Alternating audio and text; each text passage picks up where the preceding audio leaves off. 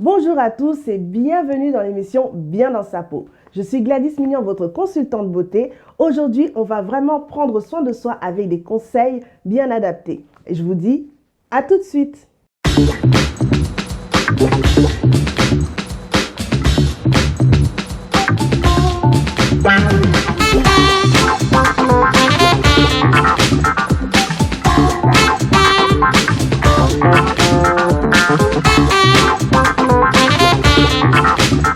Aujourd'hui, je vais vous parler d'un sujet qui touche notre communauté, notamment africaine, qui est la dépigmentation volontaire de la peau.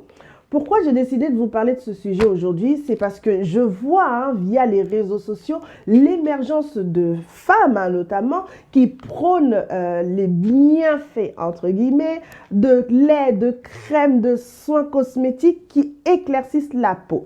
Par contre, il faut savoir que ces produits-là ne sont pas sans danger. Et l'objectif du jour, c'est de pouvoir vous expliquer quels sont les risques des produits dépigmentants et surtout comment s'en sortir.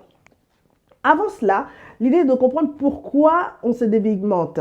Alors, les blancs, quand on dit les blancs, les peaux caucasiennes, elles souhaitent plutôt bronzer, être sur un teint plus allé, pendant que nous, les Africains et même les Asiatiques, on recherche plutôt à s'éclaircir la peau.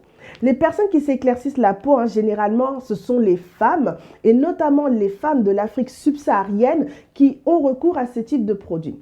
Pourquoi font-elles justement l'éclaircissement de la peau? Pourquoi ont-elles recours à ces méthodes-là? Elles ont recours à ces méthodes-là parce que il y a l'effet de société. Il y a l'effet du statut social.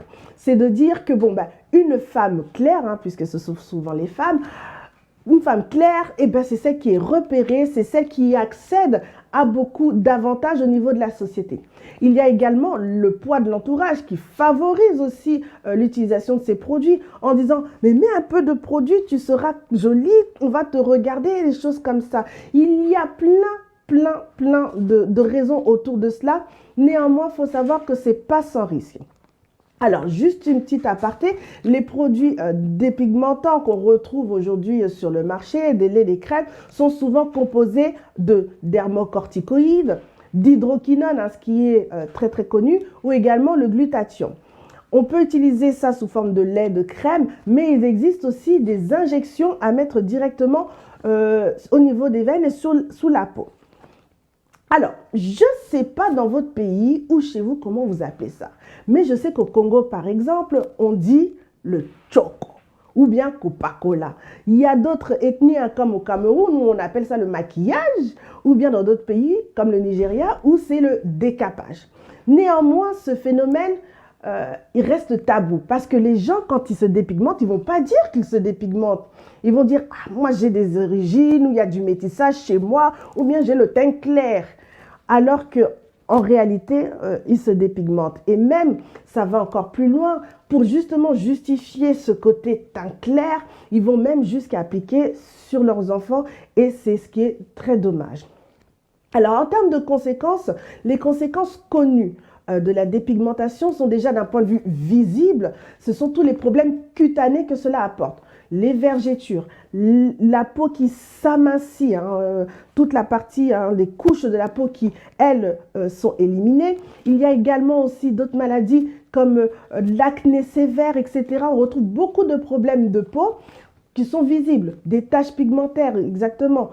Mais également, il y a d'autres problèmes qui, eux, ne sont pas visibles, mais qui ne sont pas sans conséquences. Utiliser des produits à répétition entraîne également des maladies comme le diabète, également de l'hypertension et je vais même plus loin, le cancer. Donc ce sont vraiment des produits qui ont des risques énormes pour la peau mais qui ne sont pas justement pris à hauteur de toute la connaissance et de tout ce qu'il faut. Alors, pour cela, on me dit souvent, Gladys, comment arrêter? Et c'est également la question du jour. Comment justement arrêter et retrouver une peau naturelle après avoir dépigmenté sa peau? Alors déjà, la dépigmentation, du fait que ça joue sur le moral, ça joue sur l'état psychologique de la personne, parce que l'idée c'est de se valoriser, c'est déjà travailler son mental. Il faut avoir un véritable état d'esprit fort pour pouvoir passer le cap de l'arrêt de la dépigmentation. puisque en fonction de la durée du temps passé dans la dépigmentation, il est difficile d'arrêter d'un point de vue mental. C'est se dire, mais si j'arrête, comment je vais ressembler? Les gens, ils ont l'habitude de me voir avec cette teinte de peau et maintenant, en fait, si j'arrête, ils vont me voir sous une autre couleur. Il faut déjà avoir un mental d'acier. Et n'hésitez pas à vous faire accompagner dans ce processus de l'arrêt de la dépigmentation. Également, il faut aussi revoir aussi sa façon de vivre. C'est de boire beaucoup d'eau. Également, de privilégier aussi certains aliments et des compléments alimentaires. C'est revoir aussi toute son hygiène de vie par rapport à cela. Et après, comme je le disais aussi, consulter et se faire accompagner par des spécialistes. Une autre question qui revient souvent, c'est que quand j'arrête de me dépigmenter, je vais devenir encore plus noire qu'avant. Alors, je vais vous expliquer le phénomène. Il faut savoir que notre peau, et notamment la peau noire, produit de la mélanine.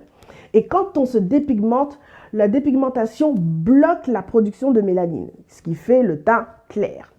Mais dès lors qu'on arrête de se dépigmenter, à ce moment-là, la peau se dit « ça y est, on n'est plus bloqué, on y va ». C'est comme l'effet du déconfinement. Allez, on y va. Et donc, du coup, il y a une surproduction de mélanine qui se produit, ce qui crée le teint hyper noir. Alors, il ne faut pas non plus s'arrêter à cela. C'est vrai que ça peut faire peur, mais il ne faut pas s'arrêter à cela. Il faut laisser la peau se régénérer. Et donc, du coup, ce teint hyper noir qu'on peut retrouver, cette hyperpigmentation, va s'arrêter et se ralentir au niveau du temps.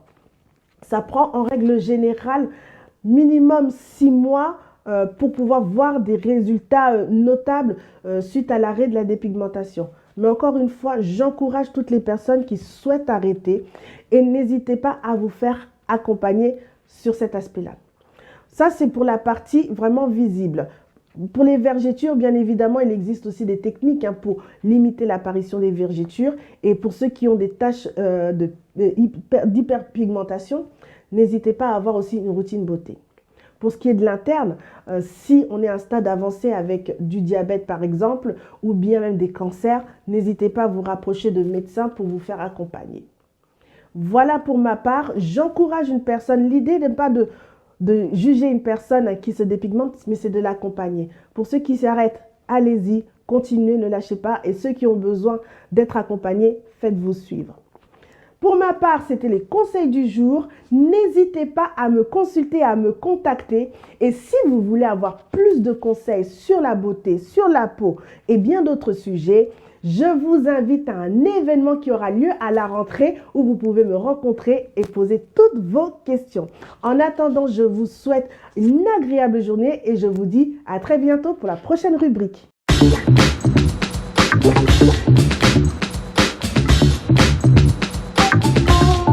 Wow.